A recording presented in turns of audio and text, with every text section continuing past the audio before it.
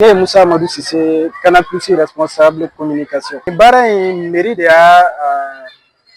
nana n'a a projet ye k'a ɲɛsin Canal Plus Mali ma communicati mairie. Donc communicati ekɔliso caman bɛ yen problème dɔ bɛ yen c'est-à-dire jiko problème bɛ a yɔrɔw la. Donc mairie y'a waleya k'a fɔ k'a bɛna dɛmɛ ɲini communicati entreprise fɛ. Canal Plus Mali bɛ communicati fɛnɛ de kɔnɔ donc u y'a waleya ka na a ɲɛfɔ an ye ka projet ɲɛfɔ an ye an fɛnɛ ko an bɛ commune mun kɔnɔ c'est normal an k'o commune dɛmɛ. Donc o hukumu kɔnɔ de a ye ekɔliso saba ta a ye projet de réhabilitation et d'aménagement de forage kɛ yen. Sibiribugu bɛ o ekɔli saba nin de kɔnɔ. An ka o réalisation musaka bɛnna $4,400,000. Ne ye Saka Alasani Kamara ye. An bɛ Ala de fo ka Canal mɔgɔw fo. An ka sɔgɔmada in jɔli kun ye fɛn kelen de ye yan. Hɛrɛ de kɛra an ka commune ye, hɛrɛ kɛra an ka quartier ye, hɛrɛ kɛra an ka ekɔliso ye, ka hɛrɛ kɛ an ka ekɔli marabagaw n'a denmisɛnninw ye. O ye di de ye. Diɲɛlatigɛ fɛn wɛrɛ tɛ yen min bɛ se ka taa ka ji to. Donc an y'a laɲini Canal mɔgɔw bolo waati dɔ la u ka a lajɛ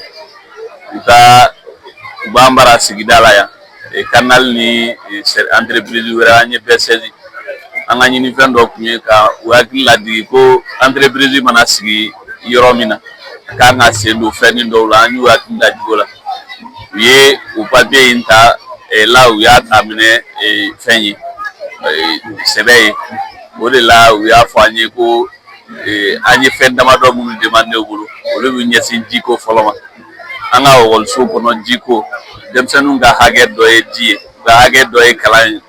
U mana ko sugu sugu min kɛ ni ji tɛ yen nɔ gɛlɛya b'a kɔnɔ soit u bɛ kɛrɛfɛ mɔgɔw sigida mɔgɔw tɔɔrɔ u kɔni bɛ tɛmɛ sira bɛɛ fɛ pour que k'u mago ɲɛ mais u ka hakɛ dɔ ye ji ka kɛ u ka sigida ye. An y'o ɲini Canal mɔgɔw bolo u y'an jaabi o de la an bɛ jɔlen o kɛnɛ de kan sisan. 4 denmisɛnninw n'olu ye ekɔlidenw ye ji mana manqué u la a bɛ kɔlɔlɔ mun se u ma dɔgɔtɔrɔw yɛrɛ bɛ mun ɲɛna. Anw san 3 fo dɔ bɛ da o kan ji tun t'an bolo. Ni Canal Plus nana ka na ji d'an ma président délégation spéciale tɔgɔ la u ka laɲini na donc an bɛ se k'a fɔ de ko nin ye ŋɔniba de bɔlen anw sen na parce que a b'a to an ka denmisɛnninw o de don ka taa ji ɲini quartier fan o fan ka don mɔgɔw fɛ yen an tun bɛ ji san an tun bɛ ji sachet san k'a di an ka denmisɛnninw ma nka nin y'o bannen de donc an b'a fɔ ko vraiment Canal Plus a ni ce délégation spéciale président a ni ce. Alhamdulillah Fabi Jire a filɛ kɛrɛfɛ ala ni jiko ntanya ma cɛkɔrɔba min tun bɛ yen ala ka hinɛ a la fatura il y a 2 ans lui-même ale yɛrɛ tun bɛ taa ji de san a bɛ ji san k'a stocker pour que ni ekɔlidenw nana n'u ma ji sɔrɔ yan u ka taa ji min ale fɛ yen.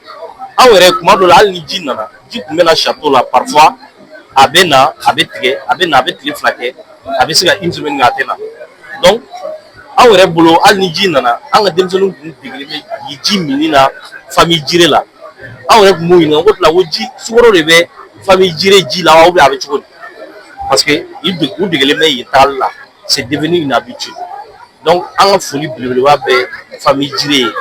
U ma dan château dili ma u ye château labɛn ka a minɛnw k'a la fɛn sennen kɔrɔ kun don an ka mɔgɔ minnu kɔnna yan u y'a se u b'u ka fɛn sennen kɔrɔ kun don mais ka minɛnw k'a la tan ji ka se ka bɔ a la nɔgɔya la u y'o de kɛ an ye sɔgɔmada in na maintenant ka fara o kan u b'o kalandenw ka minɛnko ka gɛlɛn kuma dɔw la ekɔlita bɛ se minɛnko ka gɛlɛn u ye minɛn ekɔliden 100 ɲɔgɔnna u y'o fɛnɛ i bolo ci o la ka a ɲini an fɛ an ka minɛn di ekɔliden 100 ɲɔgɔnna ma donc u y'o minɛn 100 bila ka na olu de dalen filɛ tableau kan aw ɲɛ bɛ mun na donc an tɛ se ka dɔ wɛrɛ fɔ o la ka foli ni barika da u ye.